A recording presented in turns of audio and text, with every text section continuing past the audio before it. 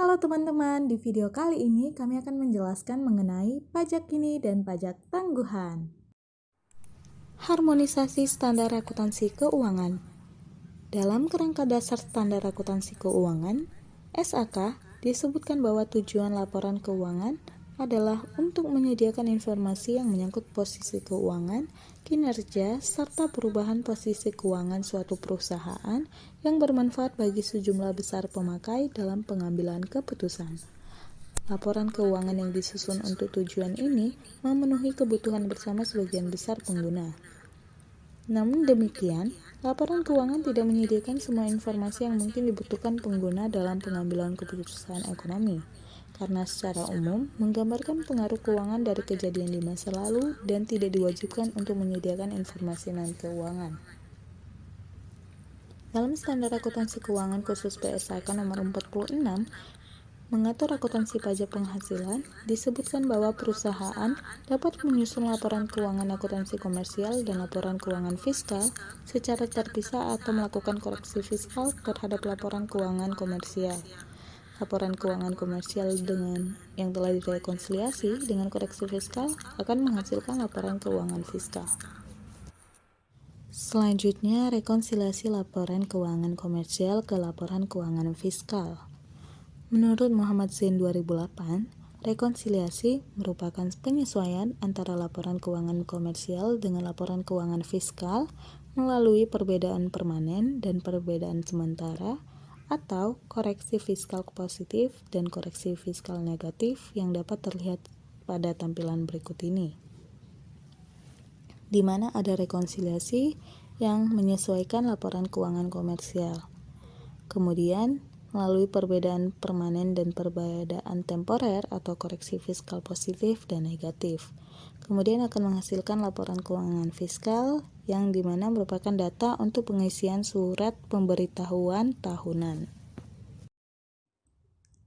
Dan menurut Erlis Wandi 2011, adanya perbedaan pengakuan penghasilan dan biaya antara akuntansi komersial dan fiskal menimbulkan perbedaan dalam menghitung besarnya penghasilan kena pajak. Perbedaan ini disebabkan adanya perbedaan kepentingan antara akuntansi komersial yang mendasarkan laba pada konsep dasar akuntansi, yaitu penandingan antara pendapatan dengan biaya-biaya terkait atau matching cost against revenue, sedangkan dari segi fiskal, tujuan utamanya adalah penerimaan negara. Dalam penyusunan laporan keuangan fiskal, wajib pajak harus mengacu kepada peraturan perpajakan, sehingga laporan keuangan komersial yang dibuat berdasarkan SAK harus disesuaikan atau dibuat koreksi fiskalnya terlebih dahulu sebelum menghitung besarnya penghasilan kena pajak. Perbedaan antara laporan keuangan komersial dengan laporan keuangan fiskal dapat dikelompokkan menjadi dua, yaitu perbedaan waktu dan perbedaan tetap atau permanen. Perbedaan waktu atau timing difference adalah perbedaan yang bersifat sementara karena adanya ketidaksamaan waktu pengakuan penghasilan dan beban antara peraturan perpajakan dengan SAK. Sedangkan perbedaan waktu dapat dibagi menjadi perbedaan waktu positif dan perbedaan waktu negatif. Perbedaan waktu positif terjadi apabila pengakuan beban untuk akuntansi lebih lambat dari pengakuan beban untuk pajak atau pengakuan penghasilan untuk tujuan pajak lebih lambat dari pengakuan penghasilan untuk tujuan akuntansi. Sedangkan perbedaan waktu negatif terjadi jika ketentuan perpajakan mengakui beban lebih lambat dari pengakuan beban akuntansi komersial atau akuntansi mengakui penghasilan lebih lambat dari pengakuan penghasilan menurut ketentuan pajak. Perbedaan tetap atau permanen difference adalah perbedaan yang terjadi karena peraturan perpajakan menghitung laba fiskal berbeda dengan perhitungan laba menurut SAK tanpa ada koreksi di kemudian hari. Perbedaan permanen dapat positif apabila ada laba akuntansi yang tidak diakui oleh ketentuan perpajakan dan pembebasan pajak, sedangkan perbedaan permanen negatif disebabkan adanya pengeluaran sebagai beban laba akuntansi yang tidak diakui oleh ketentuan fiskal. Selanjutnya, pajak tangguhan.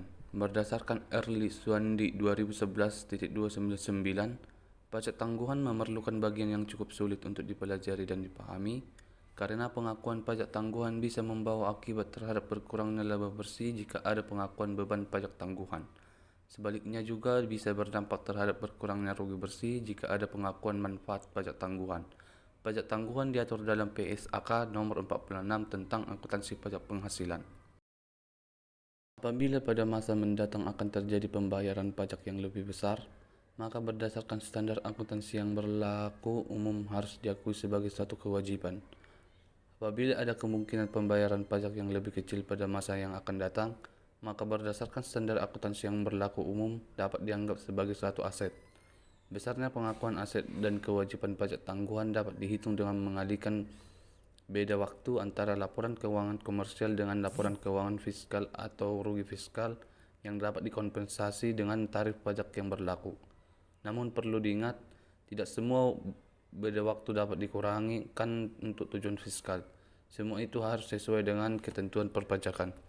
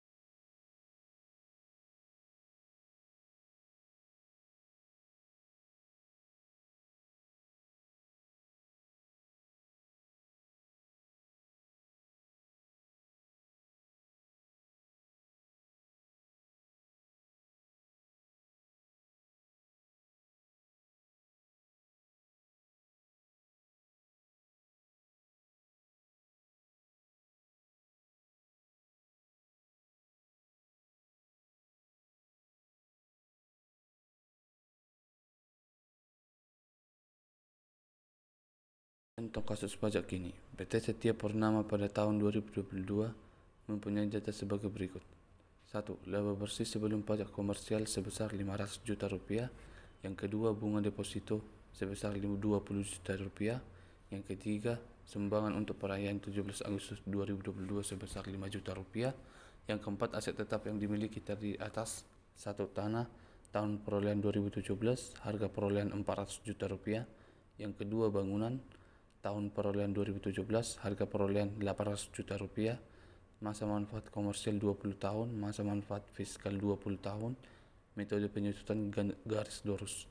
Yang ketiga, inventaris tahun perolehan 2017, harga perolehan 200 juta rupiah, masa manfaat komersial 5 tahun, masa manfaat fiskal 4 tahun, metode penyusutan garis lurus. Beban penyusutan inventaris adalah sebagai berikut. Rekonsiliasi fiskal PT Cemerlang pada tahun 2011 dilakukan sebagai berikut. Laba bersih komersial sebelum PPh sebesar 500 juta rupiah, beda waktu depresiasi sebesar 10 juta rupiah, beda tetap pendapatan bunga sebesar 20 juta rupiah, sumbangan 5 juta rupiah. Laba fiskal, rugi fiskal yang dapat dikompensasi sebesar 175 juta rupiah, laba kena pajak sebesar 300 juta rupiah, PPh yang harus dibayar adalah 25% dikali 300 juta rupiah sama dengan 75 juta rupiah. Dengan demikian besarannya pajak kini yang harus dibayar PT Setia Purnama adalah sebesar 75 juta rupiah. Sekian dari hasil presentasi kami. Kami mengucapkan terima kasih.